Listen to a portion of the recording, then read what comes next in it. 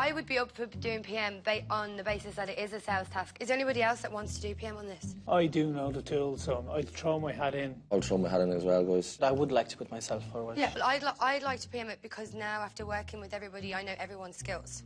I can see certain personalities that I'm not really going to glue very well, and that is David Cashman. His game plan is to just shy away from responsibility until the end, but I'm not going to let him do that. Dave? Yeah, I like to, obviously my background is the event management. Like, see, the thing is, I'm still confident in managing all of you, but I don't think we're actually running an event as such in the store on day 2. We're just, the bulk work has to be done on day 1 to get people in. We're not putting on a show as such for people when they come in on day 2. We're getting them in, we need to get face-to-face time with them and start pitching. I will support David for this. I'm happy with that. Yeah, Dave, look, I mean, I think you're a great guy. I'm going to go with you, Dave. I think that there's 2 reasons why people chose Dave to PM the task. One, because from last week, he was probably one of the people who contributed the least, and also he is in event management, so he would be there then to help us with the managing of this event that we're going to have in Woodies. It would be nice to see him make a larger contribution. Orla, that's the process of Dave becoming project manager. When he then became the PM, one of the big issues was the seed money, the money for the balloons that Michelle said she had given to him. What's your view on that? Was that a tactic or was that a mix-up? I think he knew he had the 20 quid. I think he knew. We were talking about it a little earlier. And if it is the case where, as far as I know, none of them are allowed to have money with them, if she handed him 20 quid, the first thing you do if someone said, where's the 20 euro? You're going to put your hands in your pockets. That's what you'll do straight away. He said nothing, even when Barry came up and said, I saw her giving you 20 quid. Still, it didn't jog his memory that he got 20 quid. I don't believe him. I think he's been a player right from the start. He seems to allow everyone else to get into trouble. And this, you know, I'm happy to see that maybe people are starting to see through him this week. Well, I want to just go back over that thing of Barry asking him the questions, because it wasn't like it was a passing query. Barry asked him repeatedly. Here it is again. Hi, you okay there? Would like to give me some money? For the balloons, is it? 2 seconds. I forgot to pay for the balloons, and we've no seed money left. Is there any other way we could pay you? Have to go through the till. Okay, right. This morning when I went to pay for the balloons, he asked me to pay him at the end of the day, and I forgot. Just because it's just such a stupid thing to have done, like. I don't want to go home over that, like. So. As you know, we've reached our complete and utter maximum. If I had any bit of a coin at all, I'd do it for you. If you've any other suggestions that I could possibly, you know, make this up to you. Didn't she give you 20 quid? Me? Didn't. No. 100%? 100%. I thought I seen her given. No way, no. 100%, mate? 100% sure she didn't give me any money. No. Okay, I just thought I seen She was completely looking after the balloons and the seed money. I thought I seen 20 quid knocking about somewhere. No, well, that's for me anyway. Well, Bob, that bit at the end where he's saying, no, me, no, 20 quid, do you believe it? I absolutely don't believe it. I think he obviously realised that he had made an error, and he just couldn't admit to it. I mean, it was obvious. But was it that he couldn't admit to the error, or he saw her crying and he saw her saying, I'm going to go home on this, and he decided it was worth exploiting? I don't know. Like, really, he should have just put his hand up. I mean, even at that stage, he should have said, listen, you know, look, I'm terribly sorry, and I mean, you know, he should have really apologised and said, oh, you know, but he didn't.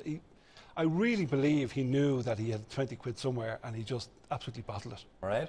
I'm actually not sure. I just felt so sorry for Michelle watching that. I don't know. I'd like to give him the benefit of the doubt on it. Well, Kieran, you know him better than any of us. I think I got a bit of an insight here into the whole thing. As Orla said, we're not allowed money. It's taken off us day 1, and we don't get it back until we actually leave the house.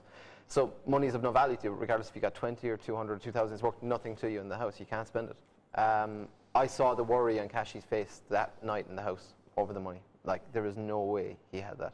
Like, if you work it out backwards, it doesn't make sense that anyone would hide the money and then, you know, produce other money. I mean, I don't know. But it makes sense that he would hide it, hoping to do Michelle harm. No, I don't think he's thinking on that level. And genuinely, Michelle, you know, I get on very well with Michelle, so does Cashy, so I don't think he'd do that to her. Except the thing is, though, we know for absolute sure that Michelle gave him the money, because here's the clip.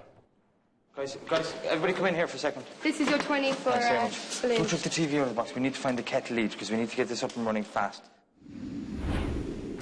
I mean, that's 20 quid changing hands. It goes into his hands. That is hard to excuse, though, isn't it? Here's 20 quid, thank you, pocket, I never got the money. But the point is, I think that there is no way he would be angle shooting Michelle to put her in the firing line, because he would know as a PM, he's the one who's going to be responsible for that money, not her. What about Barry? Your views on him? Oh, Barry's the business, you know, he's awesome. I mean, Barry is one of the strongest contenders in this. Really? Yeah, absolutely. And likeable with it? Yeah, we're all mad about Barry. Like, you know, genuinely a really nice guy. I'm not sure how, you know, I've seen the first couple of episodes and I think that he's probably not coming off well. And, you know, that annoys me. Like, you know, I think he's stronger than that. When you say you're all mad about Barry, who is all? Oh, most. Okay, there's a few people that would be on the periphery of the household that, you know, people just don't get on with, like, you know. Kira would be my particular favourite. Does Jamie like Barry? Jamie likes Barry, yeah. There was not one lad in the house that didn't get on. We were all out playing soccer and stuff while the girls were inside bitching and figuring out how they were going to stop bitching. So, yeah, we all got on fine. Okay, well, in that case, I want you to explain something, because this is a couple of members of your team and their lack of faith in Barry. Barry's doing his interview now for the TV3 Ireland AM show. And do you hope he does well? I really hope he does really, really well. And I hope he gets absolutely nothing said in 3 minutes. And I hope he says tomorrow, today, which is referring to today, tomorrow. He won't get in as much detail as you did, because he'll be kind of like... He homes in on something, so he'll actually describe one product for 3 minutes. Yeah. Crash and burn, Barry. Crash and burn. Yeah, he will. Yeah, they're hugely supportive of him. Oh, come on, they're opposition. We're not going to, you know, encourage him. Oh, but crash and burn, Barry. No, well, you're gonna want that for any of your opposition. It's, you know, it's cutthroat. Why is it that he doesn't seem as likeable as Kieran describes? Barry doesn't seem as likeable because he's quite aggressive. When he wants to get something done, he doesn't kind of seem to care who he upsets.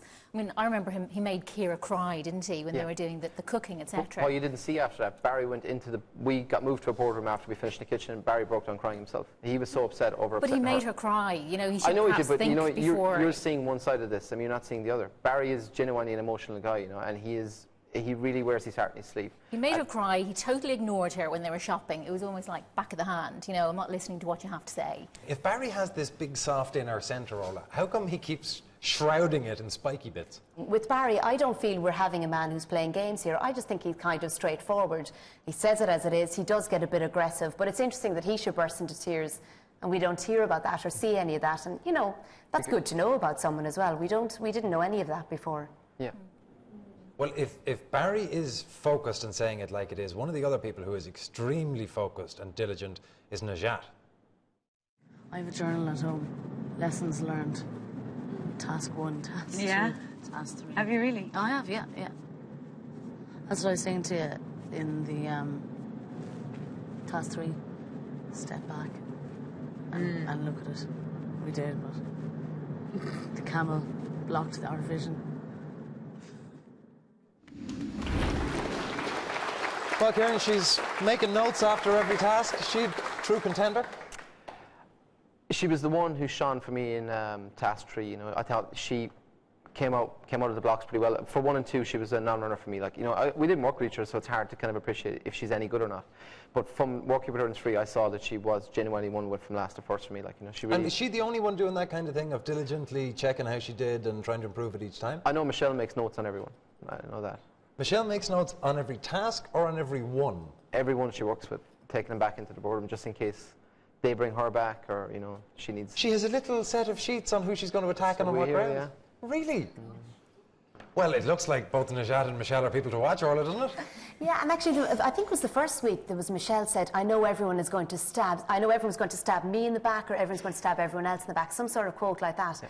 And I think, God, that's quite, you know, that's quite defensive for someone in the very first week to have that sort of attitude. She's coming across well, though. I mean, as a task doer, and as you know, she seems to be succeeding a lot. And I was surprised when she started crying over the balloon incident. I think this is very dramatic to burst into tears over this. And it occurred to me she must be under huge stress if she starts immediately crying in a store like that. She's obviously feeling the stress of what they're going through at the moment. But yeah, it's not a very nice characteristic for someone to have, to be keeping notes on somebody else's. To back up what you're saying, I mean, people don't appreciate, I think, when you're in the house. I mean, we're here 4 weeks now, you know. I mean, it does get stressful. You lose contact from home. You know, you've no control over your life at all. You're told when to get up, when to go to bed, what to do, what to eat. So it does wear on you, you know. And I think that it was this week that it was really starting to tear on people, you know. And it'll be interesting to see what happens from here on in. Well, we'll talk more about what happens here on in after a quick break. When we come back, we'll be asking Kieran one of the major questions that everyone wants asked, which is about the whole Caroline, Kieran, Jamie thing.